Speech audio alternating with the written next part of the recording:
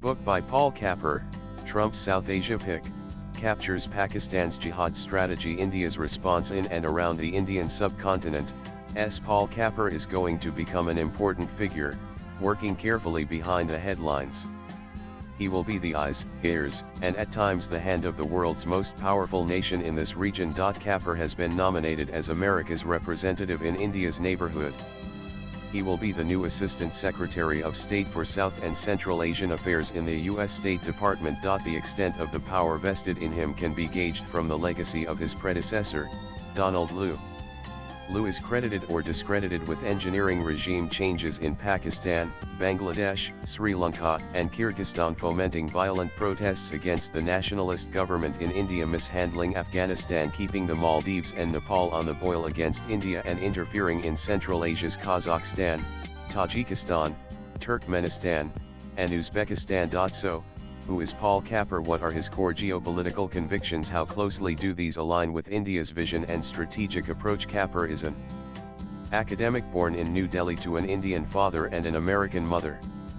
He rose through the ranks of the Foreign Service and enjoys enough of the Trump administration's trust to be entrusted with one of the most sensitive regions in the world. His appointment becomes even more significant in light of the recent Pahalgam massacre of tourists by Pakistan-backed jihadis and India's response via Operation Sindoor. Kapur's views on Islamist terror are well documented in his 2017 book Jihad as Grand Strategy.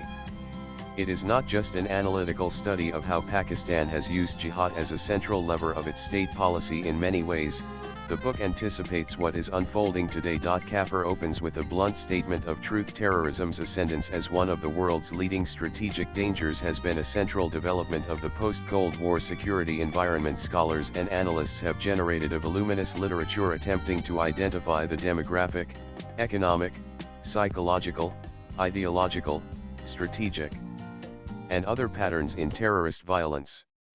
Although the nature and prevalence of such patterns are a matter of vigorous debate, one recurring theme concerning terrorism is strikingly clear: a disproportionate amount of it has been linked to Islamist terrorists based in Pakistan. He backs this up with examples. Show Al-Qaeda operative Khalid Sheikh Mohammed trained 911 terrorists in Karachi and later wired funds for their mission. How Osama bin Laden was found hiding in Pakistan's garrison town of Abbottabad. How the leader of the group that bombed London in 2005 received paramilitary training in Pakistan and got bomb-making instructions from a caller in Rawalpindi, and how the Pakistani terror group Lashkar-Toiba carried out the 2008 Mumbai terror attacks. The book primarily deals with the impact that Pakistan's support for terrorism has had on its strategic interests. Kapur rightly argues that the Islamization of Pakistan did not begin with General Zia-ul-Haq, as is widely believed.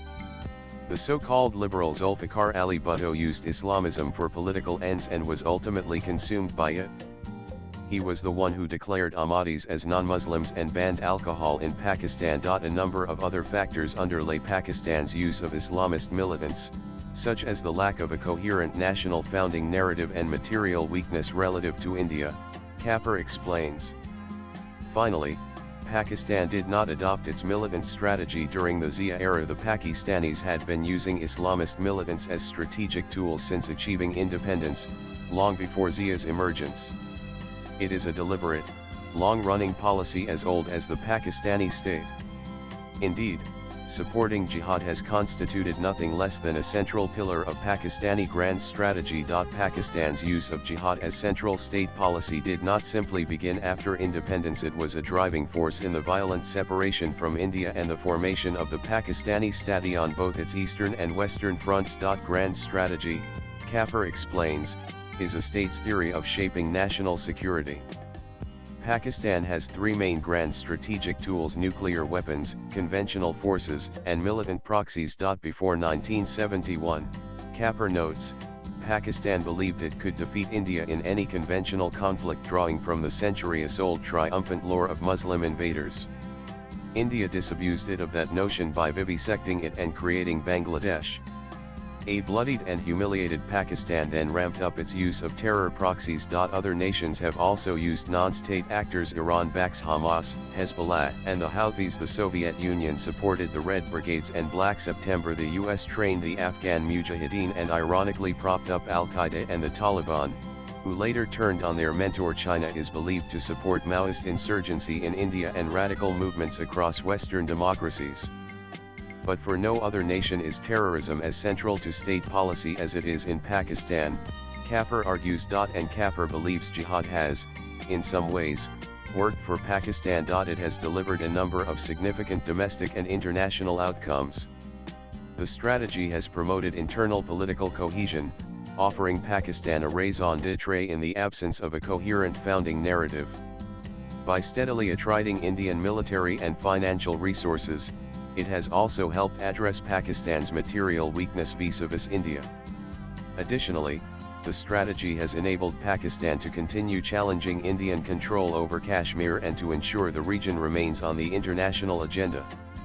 It has also allowed Pakistan to shape the strategic environment in Afghanistan and install a favorable government on its western frontier. However, these successes are now backfiring. The terror organizations Pakistan nurtured are increasingly spinning out of control and severely undermining its interests. Lashkar-Toiba is no longer content with simply bleeding India. It harbors ambitions of conquering the entire country and spreading globally. The Tehreek-Taliban has seized large swathes of South Waziristan, launching attacks on Pakistani politicians and military personnel. The Baloch Liberation Army leads a fierce armed freedom movement to liberate Balochistan from Pakistani control. Groups like LET and Jaish-e-Mohammed often exceed the brief of their sponsors, conducting operations that drag Pakistan into dangerous confrontations. Kapur also notes that Pakistan's military strategy has diverted crucial resources away from development, impeding its internal progress. Perhaps the greatest blowback, Kapur writes, has been India's sweeping military modernization in response. Operation Sindoor has highlighted India's growing defence preparedness under PM Narendra Modi. If emerging expert accounts are anything to go by. India reportedly executed remarkable acts of deception, most notably with the Rafale's X-Guard, an AI-powered towed decoy system that successfully fooled Pakistan's Chinese-made PL-15E missiles and J-10C fighters. It's the best spoofing and deception we've ever seen. Former U.S. Air Force F-15E and F-16 pilot Ryan Bottenheimer is quoted as saying by IDRW.org. He added that the technology may have redefined the rules of electronic warfare. Driven by AI, the X-Guard constantly adjusts its signals to replicate Doppler shifts, creating the illusion of a jet roaring through the sky at Mach 1.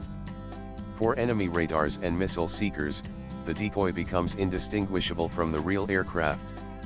Its fiber optic tether ensures real-time communication with the cockpit, keeping pilots informed of missile locks and decoy status while staying immune to electronic jamming, the report said. John Spencer, executive director of the Urban Warfare Institute, affirms Kapur's thesis on India's rapidly strengthening conventional bulwark against Pakistan's militant strategy. Spencer writes, the operation demonstrated India's shift from a reactive posture to a proactive, precision-oriented doctrine. 7 of the 9 terrorist targets were struck using long-range fires from the army rather than airstrikes, including loitering munitions and rocket artillery. Counter-drone technology played a key role, with integrated use of radar, jammers, and both kinetic and soft kill systems to neutralize incoming threats. Real-time battle damage assessments were enabled by persistent ISR from satellites and human intelligence. I was briefed on how even legacy systems, like L-70 guns, were effectively combined with modern platforms to create layered defenses. The integration of kinetic force with narrative control was deliberate. What stood out was the clarity and firmness of India's red lines. Every terrorist attack will receive a military response. There will be no distinction between the attacker and those who support or harbor them. Paul Kapur's views in his book may occasionally collide with the murky realpolitik that shapes America's foreign policy. But one thing is certain: Kapur is no natural sympathizer of jihad, particularly the industrial-scale terrorism emanating from Pakistan. Swipe left for next video. He sums up Pakistan's double-edged sword perfectly. Pakistan suffers from a jihad paradox. Political and material weakness originally made Pakistan's militant policy attractive and useful. Now, however, the same weakness makes Pakistan's support for militancy extremely dangerous. Nan Abhijit Majumdar is a senior journalist. Views expressed in the above piece are personal and solely those of the author. They do not necessarily reflect News 18's views. Latest blogs.